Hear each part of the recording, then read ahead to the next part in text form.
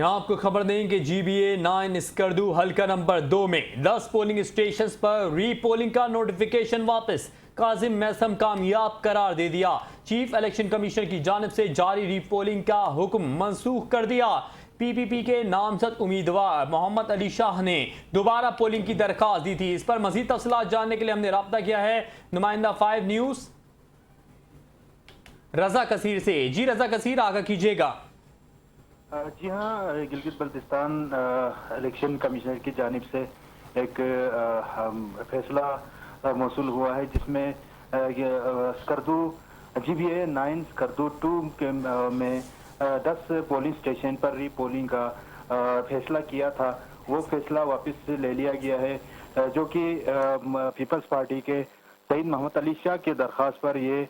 فیصلہ کیا گیا تھا۔ تاہم الیکشن کمیشنر نے اپنے متعلقہ افسران اور متعلقہ عملے کو یہ ہدایت جاری کی تھی کہ اس حوالے سے باقاعدہ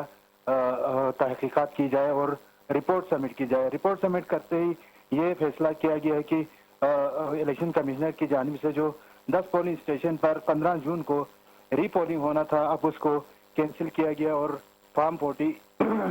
49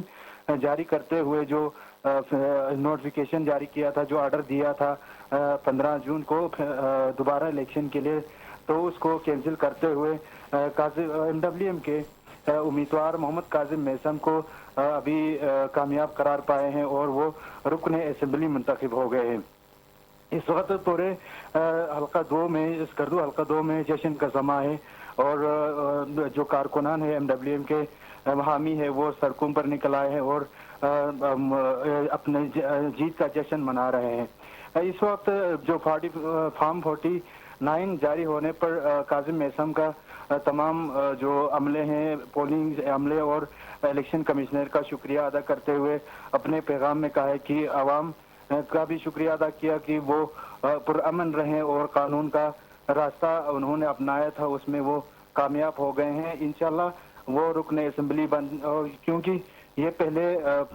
گلگت بلتستان اسمبلی میں 2.5 سال حکومت میں رہے اور 2.5 سال وہ اپوزیشن لیڈر کے تحت کے طور پر کام کرتے رہے اور عوام نے دوبارہ ان پہ اعتماد کرتے ہوئے ان کو اسمبلی ممبر دوبارہ منتخب کرایا ہے۔ جی، تفصیلات کے لیے شکریہ رضا کثیر۔